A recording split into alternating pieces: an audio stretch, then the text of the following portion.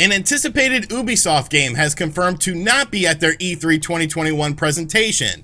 Yuji Naka, the mastermind behind Balan Wonderworld, has left Square Enix. An Arcade1Up leak we talked about a few weeks ago has been confirmed, and it's freaking awesome. And finally, Capcom has mysteriously pulled a Nintendo Switch game off of the North American eShops, and no one knows why. What's going on, guys? I'm RGT85. If this is your first time on the channel, welcome. Be sure to hit that subscribe button and be sure to like and share the video. But without any further ado, let's talk about what's going on in the world of video games. So Ubisoft has been in an interesting position as of late. It seems like they might be moving away from AAA style games to more free-to-play style games. We've heard about these rumors from Yves Guillemot and just Ubisoft sort of transitioning into a different direction. Of course, we've had recent games from Ubisoft such as Immortals Fenyx Rising, which were very well received by critics, even though it sort of felt like an Ubisoft game. It had that Assassin's Creed feel to it, but it was still a very fun game, a game that I really enjoyed, but just unfortunately did not sell very well. Well, when it comes to big Ubisoft games that people are looking forward to, Prince of Persia: The Sands of Time Remake is definitely one of those games. Now, we were introduced to this game about 8 or so months ago, and the video just didn't look all that great. Like, it looked okay. The original game, of course, is a fantastic game. The trilogy of Prince of Persia games that came out during the PS2 era were just really good games, but this game didn't really seem like a full-on remake like people were highly anticipating, and just sort of expanding upon the original game and making it something that people would want to play in 2021 and beyond. Well, this morning, the official Prince of Persia Twitter account put out the following information, basically saying that Ubisoft Forward, which is their E3 presentation, is right around the corner, and we wanted to use this time to thank you for the amount of support you have shown us in the past year. As you might have already read, Prince of Persia: The Sands of Time Remake will not be in Ubisoft Forward. We are making great progress for our game to release next year, but we are not yet ready to share any additional information yet. We will share an update as soon as we are ready. Until then, we wanted to express our appreciation for your continuous support as well as patience with us on our journey. We're looking forward to the moment when we'll be able to share more with you, the development team. Now, allegedly, I have read online, I believe Matt McMuscles tweeted this, that the studio that's actually working on this version of the game is based in India. And if you know anything about real world situations right now, India has definitely been hit the hardest by COVID, and they're really having a lot of issues there. So if that is the case, then I completely understand what is going on here. It's just kind of a shame. I think this would have been a fun game to see at Ubisoft Forward, to sort of see the progression of the game. It definitely looks like it won't be a 2021 game. Now it looks like it's slipping into 2022, but you know what? Take your time with this game. It's not something that you promised would be out this year or something like that anyways, so I completely understand it. I would like to see this game take more sort of graphical leaps and whatnot, and just sort of leaps in the actual gameplay as well. So the Prince of Persia: The Sands of Time Remake will not be at Ubisoft Forward, so I guess be excited for more potential free-to-play games from Ubisoft at their Ubisoft Forward presentation. And of course, Just Dance, because everyone loves Just Dance, baby! Next up, they always say, don't meet your childhood heroes, because, you know, they might not be the same person you anticipated them being. And one of my childhood heroes, someone that I grew up loving, was Yuji Naka. Now, I didn't love him, like, directly, like, man-on-man love or something like that, but I loved his games. His games were very impactful in my life growing up. You know, games like Sonic the Hedgehog, games like Nights into Dreams, which made me want to become a huge Sega Saturn fan. I remember seeing the game demoed at, like, a KB Toys or something, and just being like, look at how whimsical this is. Look at this world that they've created. It's so amazing. But of course, Yuji Naka was the person behind a lot of those games. And yes, Yuji Naka has had some games that weren't good. Games like, you know, Shadow the Hedgehog, he was a big part of that. Rodea the Sky Soldier, the Wii version of the game was okay. Everything else, the 3DS and the Wii U version, were absolutely terrible. And then of course, most recently, he released Balan Wonderworld via Square Enix. And I had hopes for this game. You know, the initial trailers were great. It was something that looked like a AAA Nights, and then I played the demo and I was like, oh my god, this is horrible. This is an atrocity. This is a game lost in a time capsule, but even if it came out during that time capsule, it wouldn't be well received. Well, obviously, Balan Wonderworld absolutely flopped. Nobody bought it. The reviews were just absolutely terrible for this game, and now it seems that Yuji Naka has left Square Enix and is considering retirement. And you know what? That's okay. You know, at some point in time, you have to realize the sun is set and maybe the industry has gone in a different direction or something like that. And I feel feel like Yuji Naka has done enough positive things for the video game industry, you know, to where his lineage and his legacy will still be important. I mean, look at John Romero. John Romero, of course, was known for Doom and things of that nature and Quake, and then all of a sudden he started making bad games like Daikatana and whatnot. But I still feel like John Romero has that pedigree to him, even though there's been bad games. Empire of Sin was not a good game. Like, he still has that lineage and he still has that legacy, and I feel like Yuji Naka will have that lineage and have that legacy. You got to remember the good times and not the bad times, even though the bad times have been more prevalent. Some people want to see him go out on a positive note, and I would be one of those people. You know, talk to Sega, you know, go back to Sega, give them a little push in a different direction, give them a push and help them out with a Sonic game, put your name on a Sonic game, and then you could sort of get all that goodwill back. But Yuji Naka, you've had a great career. If you decide to retire, thank you for all the great Sonic games, and thank you for Nights into Dreams. I'm sorry Balan Wonderworld didn't work out, but Jesus Lord, that game sucked.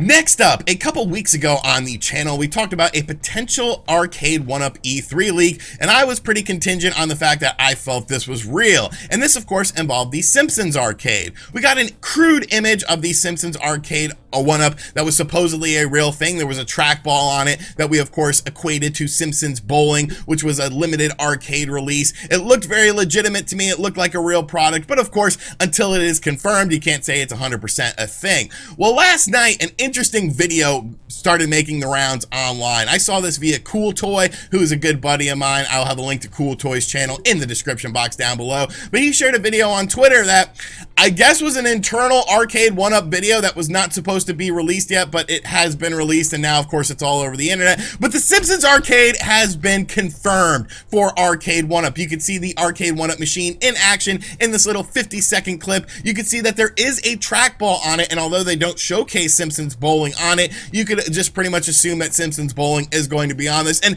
I'm ecstatic for this. Like, the Simpsons Arcade game is literally one of the best TV to video game adaptations ever. Like, it's so good, and it's so stupid that it never came out on a home console. But now to have this, it's just absolutely awesome. I have a modded Arcade1Up machine that I could play The Simpsons on, but I love the artwork of it. I want to play Simpsons Bowling as well with this trackball, and it's like, I have no room for any more Arcade1Ups, but I've decided what I'm going to do is I'm just going to buy them and then like not build them until I move into a bigger place, and then I can just have all these Arcade1Ups just ready to be built, because we've got X-Men now, we've got Killer Instinct, and now we have the Simpsons Arcade. It looks like pre-order information will start going up during E3 of 2021. You'll be able to sign up on their website in order to learn how to pre-order it directly from Arcade1Up. This is going to be a hot selling item. Like, it's the Simpsons. It's ultimate comfort food for a lot of individuals that are ages 30 plus. Like, sometimes when I'm having a bad day, I'll just put on like Simpsons season 3 on Disney Plus and just be like, I feel so good. Like, it's comfort food, literally. So yes, the Simpsons Arcade1Up leak was 100% accurate. This will be coming out hopefully in 2021, and I'm just ecstatic for this because it's such a great game that a lot of people never got a chance to play. And if you're even just a little bit of a Simpsons fan, you're going to absolutely love this game.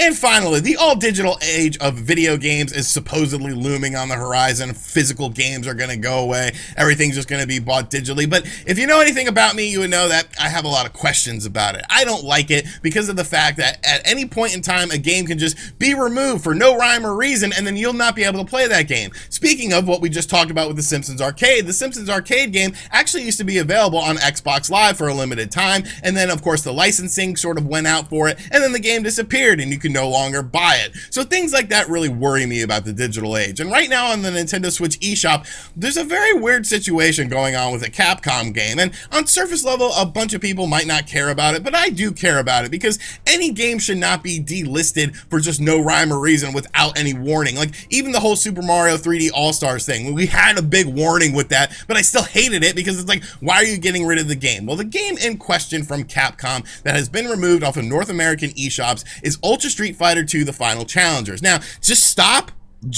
because I know exactly what you're going to say.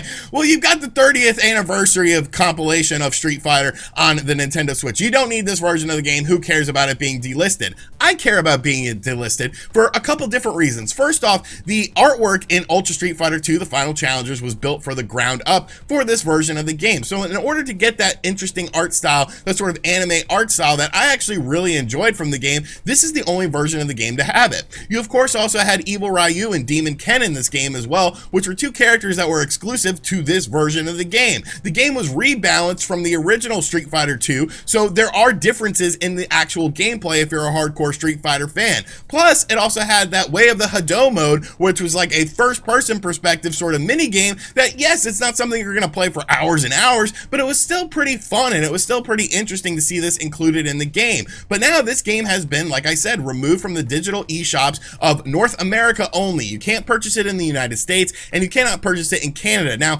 for some reason, you can get it on a European eShop or a Japanese eShop, but of course, you're going to have to spend more money if you want to buy this game digitally, because of the fact that you're going to have to get eShop cards for those regions if you don't live in those regions. And of course, there are differences in the pricing because of different regions and different currency and all that sort of crap. But why is this game gone? Why has this game been removed? There's been no word from Capcom as to why this is. And since it's only been removed in a select region of North America, that being the United States and Canada, it can't really be a licensing issue or something that ran out on it, because it's still available in other regions. Of course, you can buy the game physically, but the physical version of the game also appears to have been discontinued as well. So you're going to be paying a premium price for a used or even a new copy of this game. But really, we have to circle back to the main question. Why has this game been removed off of the digital eShop? I really feel like I'm Robert Stack or something, and I'm doing like unsolved mysteries, because this is a mystery that remains unsolved, and I just don't understand why Capcom has pulled this game. Like I said, it's not going to be a big deal to you if you don't care about Street Fighter, or you aren't a diehard Street Fighter fan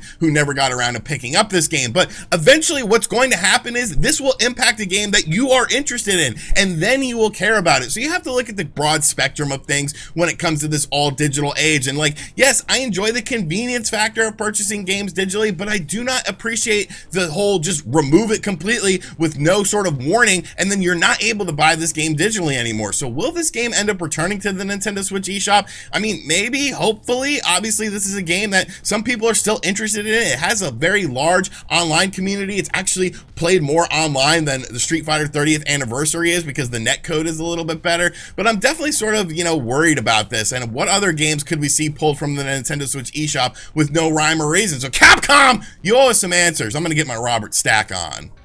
Capcom has pulled Ultra Street Fighter 2, the final challengers, off of the Nintendo Switch eShop, but why? Find out next on Unsolved Mysteries, and maybe you can help crack the case. Alrighty, so that is going to do it for today's video. I hope you guys enjoyed it. Be sure to let me know what you think of everything in the comments section down below. And as always, thank you guys for checking out this video. Make sure you guys check out yesterday's video as well. I gave some E3 predictions for Nintendo, trying to will some things into existence as well. And as always, guys, I'll catch you guys on the next video. Later.